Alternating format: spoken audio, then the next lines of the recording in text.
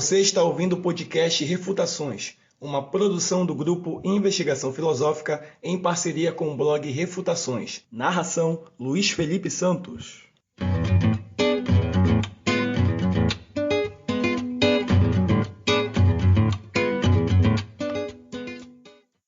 Neoliberalismo, regra geral, é conversa de picareta. So run to the hills. Texto de Aloísio Couto. Não que alguém tenha me solicitado, mas a quem interessar possa, eis meu modo de agir quando confrontado insistentemente com o pessoal do neoliberalismo.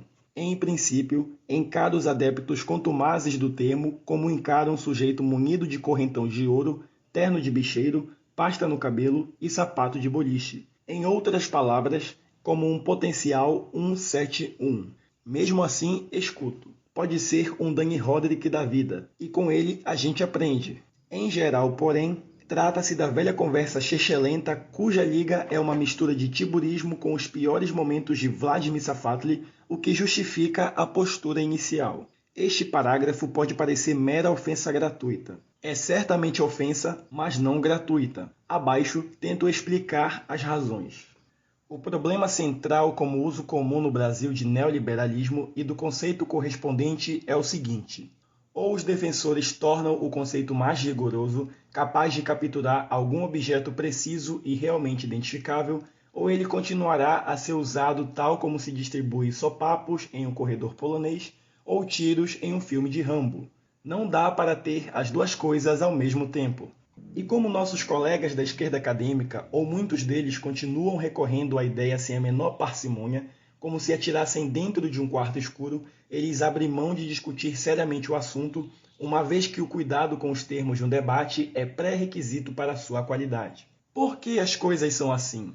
Acho que é possível explicar o problema de algumas maneiras diferentes e complementares. A primeira é meio óbvia. Muito embora o termo neoliberalismo seja antigo, remontando à Europa dos entreguerras, tanto as ideias e fenômenos associados a ele quanto sua coloração normativa mudaram muito ao longo do tempo. Por incrível que pareça, os primeiros neoliberais foram economistas alemães que queriam reformar o capitalismo, domesticando-lhe o que pensavam ser sua tendência à desigualdade e ao monopólio. Pensadores como Hayek e Mises, por outro lado, eram classificados como paleoliberais, pois mantinham-se céticos a respeito da eficácia das intervenções do Estado, tal como era comum no século XIX. Só depois de um tempo, para a infelicidade dos neoliberais originais, é que os paleoliberais começaram a ser descritos como neoliberais. A consolidação do uso atual do neoliberalismo, contudo, coincide com a ditadura de Pinochet e sua tentativa de, pelo chicote, alterar a estrutura das relações econômicas chilenas e promover reformas liberais.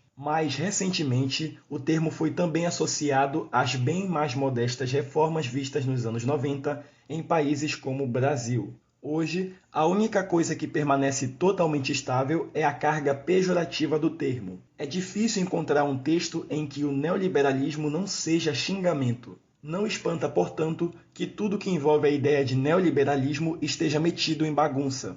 Excluindo o sentido original, já irrecuperável, o neoliberalismo agora diz respeito a entidades muito distintas, como teorias econômicas pró-mercado, pressupostos normativos a respeito do papel do Estado e dos indivíduos, concepções gerais de desenvolvimento e reformas liberais pontuais ou mesmo modestas. Os problemas, é claro, não demoram a aparecer. Se a ideia de neoliberalismo corresponde na prática a tanta coisa, tudo que cheira a capitalismo vai acabar recebendo o inglório rótulo, desde uma abertura comercial modesta à venda de uma estatal ao capital privado. Além disso, poderíamos ser neoliberais sem que o fôssemos, o que é bizarro. É perfeitamente possível, por exemplo, rejeitar o modelo de desenvolvimento calcado na primazia do mercado e ao mesmo tempo conceder que, realmente, não faz o menor sentido manter uma estatal cheia de concursados cuja finalidade é oferecer serviços de telefonia. Em miúdos, se tudo que cheira a capitalismo é neoliberalismo,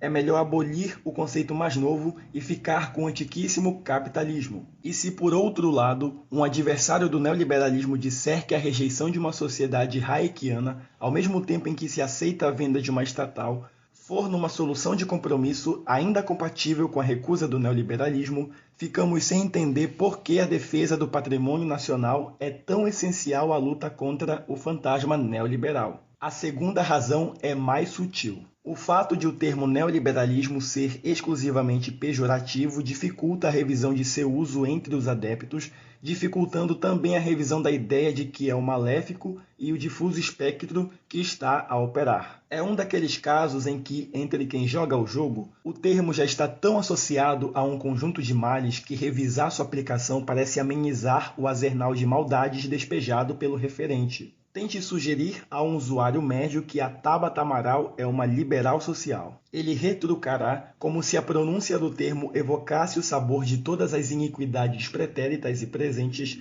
com a afirmação de que ela é e sempre foi neoliberal. Mas por que chamar Chauí, Tiburi, Safatli e outros de picaretas, ao menos no que diz respeito ao dito cujo? Obviamente, em grande parte porque qualquer intelectual minimamente comprometido deve delimitar tão bem quanto possível seu objeto e escapar do sentimentalismo que a carga do termo sugere. Isso é ainda mais importante quando, na maioria das análises, o neoliberalismo não é apenas um pano de fundo social já dado, mas também um fator explicativo relevante cuja presença se nota pelas mais diversas conexões causais e resultados funestos. Como em geral não há definições muito precisas, não é surpresa que os textos soem como um blá blá blá de ilações mal fundamentadas.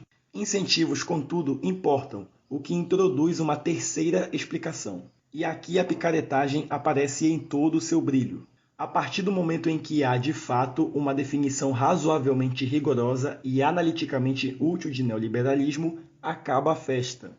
Vamos considerar, por exemplo, a definição de Dani Rodrik.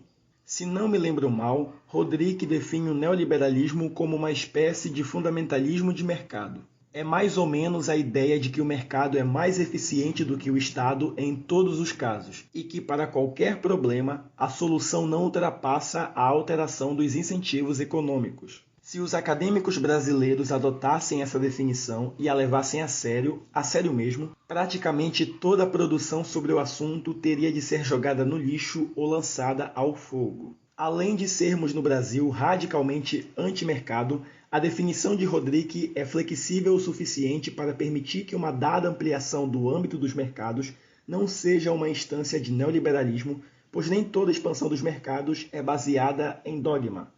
Ou seja, levar a sério a definição é o mesmo que parar de reclamar sempre que o governo promove alguma liberalização qualquer.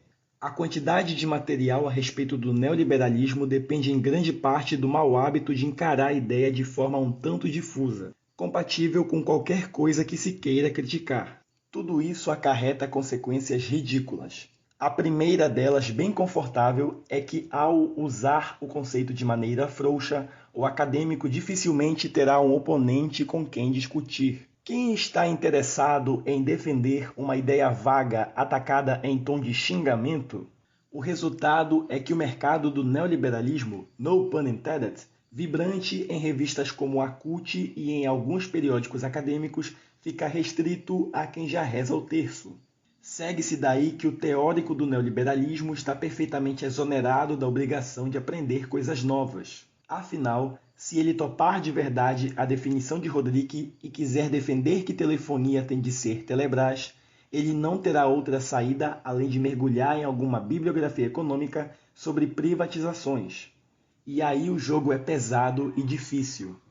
Uma particularidade tipicamente nacional é o fato de que o adversário pátrio do neoliberalismo ao mesmo tempo naturaliza nosso anticapitalismo visceral e confessa sem querer que não faz muita ideia de como o país funciona. Além de o Brasil ser um dos países mais fechados e protecionistas do mundo, impõe a quem quer abrir um negócio uma epopeia burocrática que torna o processo bastante demorado.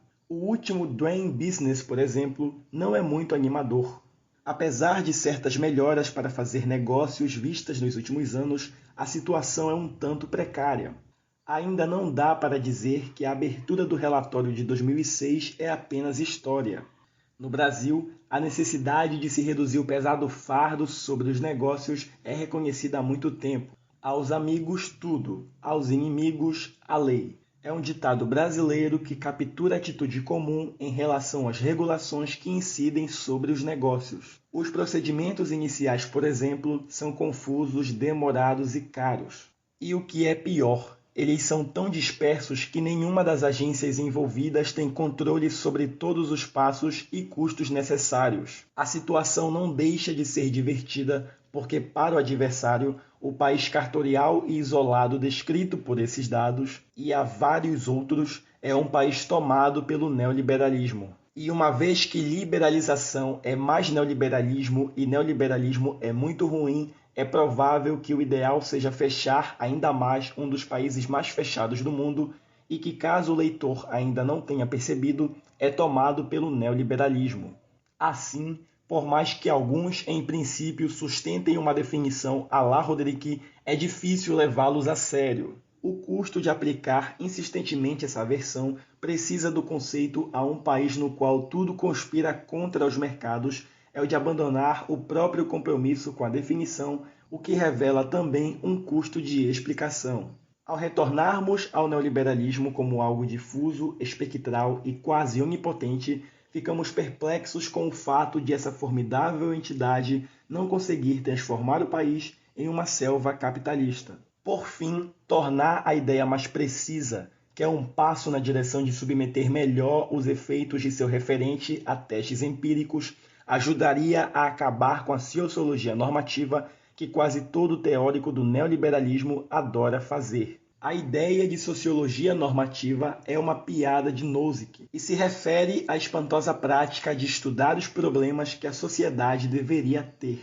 Convenhamos, tirar isso dos nossos teóricos seria como tirar doce da boca de criança. Se eles quiserem mesmo tornar a conversa séria, acaba o festival de textos, publicações, rodas de conversas, etc.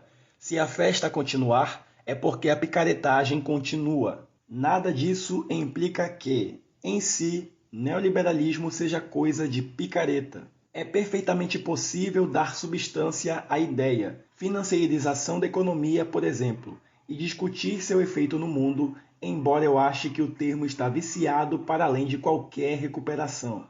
Mas a média da intelectualidade da esquerda por aqui é picareta quando trata do assunto. Picareta mesmo, não tem outro termo. Run to the hills!